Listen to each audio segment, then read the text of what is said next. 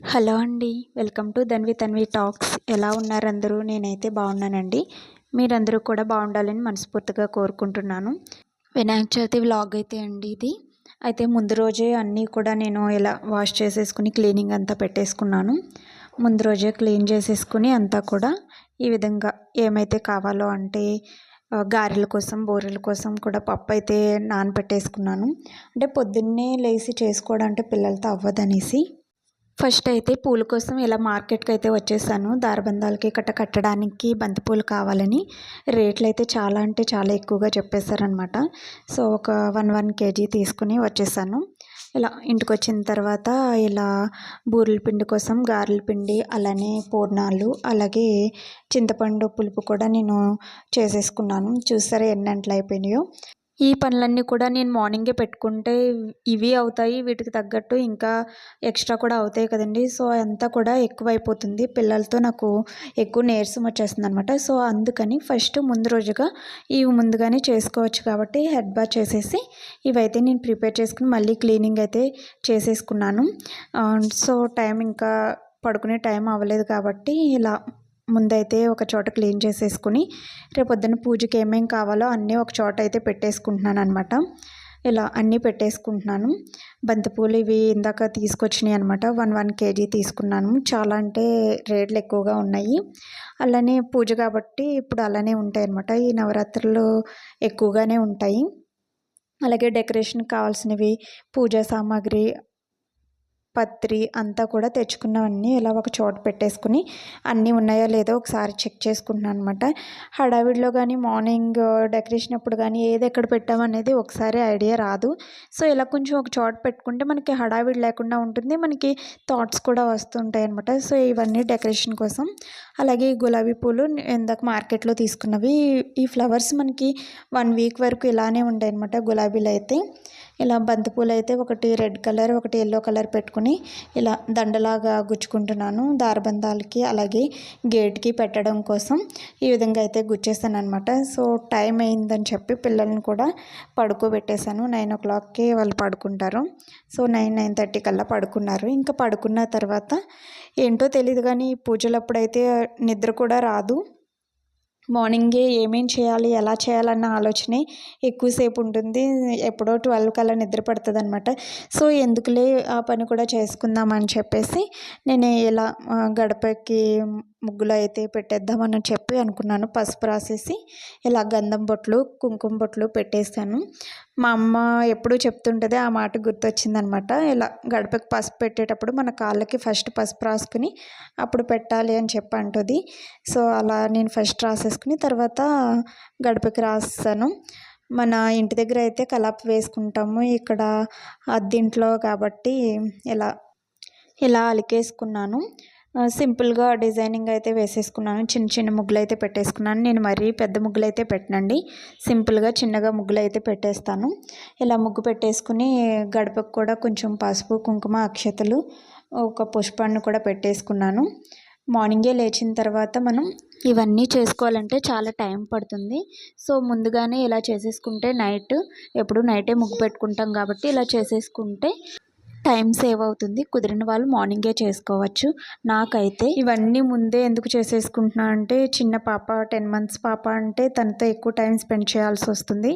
అందులోకి తను ఎవరి దగ్గరికి వెళ్ళదు, నా దగ్గరే ఉంటుంది ఎక్కువ. సో నాకు ఇవన్నీ మార్నింగే పెట్టుకుంటే అవ్వదనమాట. అంటే ఆ పిల్లలు ఎప్పుడు లెగుస్తారో ఎప్పుడు పడుకుంటారో మనం చెప్పలేం కదా. ఇలాంటి హడావిళ్ళు అవి ఉన్నాయంటే ముందుగానే లేచిపోతారు. సో దానికోసం ఏంటంటే నేను వాళ్ళు పడుకున్నప్పుడే వీలైనంత పని చేసేసుకున్నాను. ఇలా గడపకి ఇవి ముగ్గులు పెట్టేసుకుని ఇంకా కొన్ని పూలు ఉంటే అవి కూడా మా హస్బెండ్ వచ్చారు, తను గుచ్చేసుకుని ఇలా ముగ్గు అయితే పెట్టేసుకున్నానండి. నేను చిన్నగా డెకరేషన్ అయితే పొద్దున్నే లేచి ఈ విధంగా స్టార్ట్ చేశారు. నేనైతే లేచి కొన్ని కొన్ని పనులు ఉంటే అవి చేసుకున్న తర్వాత ఇలా చూడండి రెయిన్ అయితే పడుతూనే ఉందన్నమాట. చీకటి తెల్లారుతుంది. ఇప్పుడిప్పుడే 5 o'clock అవుతుంది టైం అయితే. ఈ పువ్వులు చూడండి ఎన్ని పారిజాతం పూలు అంటారు కదా, అవన్నమాట ఇవి. 6 o'clock అయ్యేసరికి మొత్తం వచ్చేస్తాయి అన్నమాట. 7 కల్లా నా కుకింగ్ కంప్లీట్ అయిపోవాలని నేను పెట్టుకున్నాను. సో, దానికోసం ఫస్ట్ పులిహోర ప్రిపేర్ చేసేసుకొని దానికోసం రైస్ ఉడకపెట్టేసుకున్న, క్షీరాన్నం వండుతున్నాను. అలాగే ఒక పక్కన కుడుముల కోసం అనమాట. ఇది కొంచెం ఆయిల్ వేసుకొని, శనగపప్పు నానబెట్టుకుని వేసుకొని, కొంచెం జీలకర్ర వేసుకొని చేసుకుంటే బాగుంటుందన్నమాట టేస్ట్ కూడా. ఇలా లాస్ట్‌లో అన్నీ తాలింపు వేసేసుకుంటే నాకైతే కంప్లీట్ అయిపోయింది. అలాగే మనం సపరేట్‌గా దేవుడిని పెట్టుకున్నా కూడా ఫస్ట్ పూజ గదిలో దీపం అయితే పెట్టుకోవాలన్నమాట. సో, పూజ గదిలో దీపం అవి పెట్టేసుకున్నాను నేను. ప్రసాదం కూడా పెట్టేసుకున్నాను. తర్వాత ఇలా వినాయకుడిని అయితే మేము తీసుకొచ్చుకున్నామండి. రెడీ చేసేసుకున్నాము. మా హస్బెండ్ ఇవన్నీ కట్టేశారు. పాలవెల్లి అంటారు కదా! కొంతమంది కానమా ఉంటుంది, కొంతమందికి ఉండదు. కొంతమంది కలశం కూడా పెట్టుకుంటారు. ఇలా ఎవరి ఇష్టాన్ని బట్టి, ఎవరి ఆనవాయితీ బట్టి వాళ్ళు పెట్టుకుంటారనమాట. మా చిన్ని గణేష్‌కి అయితే ఇక్కడ చిన్న అంబ్రెల్లా కూడా తీసుకున్నాము. అయితే ఏంటో ఈసారి చాలా బాగా డెకరేషన్ కుదిరింది. అలానే పూజ కూడా బాగా చేసుకున్నామన్నమాట. నేనైతే ఇలా రెడీ అయిపోయాను. అన్నీ పెట్టుకున్నాను. శారీ కూడా నాకు బాగా అనిపించింది. నాకైతే వినాయక చవితి చాలా స్పెషల్ పూజ అనిపిస్తుందన్నమాట. ఎందుకో తెలియదు, ఈ పూజ అంటే నాకు చాలా ఇష్టం. అందులోకి ఈసారి వెన్స్‌డే కూడా వచ్చింది. ఆయనకి ఇష్టమైన రోజు.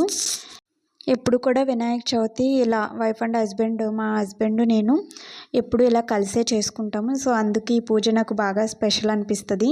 ఇద్దరం కలిసి కూర్చుని చేసుకుంటాము. ఇక్కడ ఫోన్లో అయితే మంత్రాలు, అలాగే పూజా విధానం పెట్టుకుని ఏమేమి చదవాలి, అష్టోత్తరాలు అవి పెట్టేసుకుని మేము ఇద్దరం కలిసి పూజ చేసుకుంటున్నాము. ఇలా మా బొడ్డు పిల్లలు ఇద్దరు కూడా రెడీ అయిపోయారు. మా చిన్నామె అయితే ఇక్కడే పక్కనే కూర్చుని అన్నీ చూస్తుంది, ఏదో ఒకటి లాగుతూ ఉంటుంది. సో, పూజ మధ్యలో లేవద్దని చెప్పి మేము ప్రసాదాలు అన్నీ, పూజకు కావాల్సినవి అన్నీ కూడా ఇలా ముందుగానే అన్నీ దగ్గర పెట్టేసుకున్నాము. ఇంకా మధ్యలో లేవకుండా పూజనైతే చేసేసుకుందాం అని చెప్పి అన్నీ దగ్గర పెట్టేసుకుని ఇలా పూజ చేసేసుకుంటున్నాం మేమైతే. ఇక్కడ మధ్య మధ్యలో మా పాప అవి ఇవి నోట్లో పెట్టేసుకుంటుంది. అవి తీస్తుంటేనేమో ఏడుస్తుంది. దేవుడి దగ్గరికి వెళ్ళి అవి ఇవి లాగుతుంది, లేదంటే అంబ్రెల్లా తీసుకుంటుంది. ఇలా అల్లరి అయితే చేస్తుంది మమ్మల్ని పూజ చేసుకోనివ్వకుండా. అయితే కొంచెంసేపు అలా కూర్చునేసరికి ఇంకా తను కూర్చోలేకపోయిందనమాట. మమ్మల్ని విసిగించడం స్టార్ట్ చేసింది. నన్నైతే బాగా సతాయించింది. ఎత్తుకోమన్నది, అటు ఇటు తిప్పమని, ఇంకా లేవట్లేదనమాట.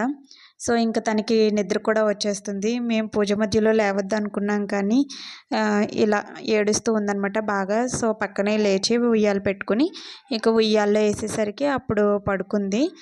పూజ ఎప్పుడు కూడా ఆడవారు చేసేదానికన్నా కూడా మగవారు చేస్తే ఎక్కువ ఫలితం ఉంటుంది అని చెప్పి అంటారు కదా! సో, మా వారికి లెగ్ పెయిన్ ఉండడం వల్ల ఇలా పైన స్టూల్ మీద కూర్చున్నారనమాట. మేమైతే ఇక్కడ మట్టి గణేష్ అని పెట్టుకొని ఇలా సింపుల్గా అందంగా డెకరేషన్ చేసుకున్నాము. చాలా బాగా అనిపించిందనమాట. ఇంకా పూజలో అయితే వినాయకుడికి ఇష్టమైన ఐటమ్స్ వండానమాట. కుడుములు, పులిహోర, బూరెలు, గారెలు, క్షీరాన్నం వండాను. సో, అవైతే మేము నివేదన చేసామన్నమాట. మా హేషు అయితే కెమెరాని అటు ఇటు తిప్పుతూ ఆడుతూ ఉంది. సో, మా పూజ అయితే ఇలా చాలా అందంగా, ఎంతో సంతోషంగా, హ్యాపీగా, మంచి మనస్సుతో అయితే మేము ఇలా కంప్లీట్ చేసుకున్నాం అన్నమాట. మాకున్న దాంట్లో గణేష్ చతుర్థి అంటే అందరూ చేసుకోగలిగిందే. ఆయనకి ఇష్టమైనవి ఇలా పళ్ళుతోనూ, ఫ్రూట్స్తోనూ, గరికతోనూ పూజ చేస్తే సరిపోతుంది ఆయనకి. పత్రులతోనే ఎక్కువ ఆనందపడతాడంట. అలాగే ఆయనకి ఇష్టమైనవి అరటిపళ్ళు, బెల్లం ముక్క కూడా పెడితే చాలా హ్యాపీగా ఫీల్ అవుతాడు. మనం అనుకున్న కోరికలు, మన మనసులో కోరికలన్నీ కూడా తీరుస్తాడు అంటారు. అలాగే ఇవన్నీ కూడా ఐటమ్స్ అన్నీ కూడా చాలా బాగా కుదిరినాయి అనమాట. ఎప్పుడు కూడా మనం టేస్ట్ చేయకపోయినా పూజకి అన్నీ కూడా బాగా కుదురుతాయి. నా బ్లౌజ్కి ఇలా కట్ వర్క్ పెట్టుకుని, చిన్న బొటాస్ పెట్టుకుని, అలాగే చిన్న హ్యాంగింగ్స్ అయితే పెట్టేసుకున్నాను అనమాట. సో, వీడియో కనుక మీకు నచ్చినట్లయితే లైక్ చేయండి, షేర్ చేయండి, సబ్స్క్రైబ్ చేయండి. అలాగే మీరు పూజ ఎలా చేసుకున్నారో, నా లుక్ ఎలా ఉన్నది అనేది కమెంట్ చేసేయండి. Thank you for watching. Bye bye.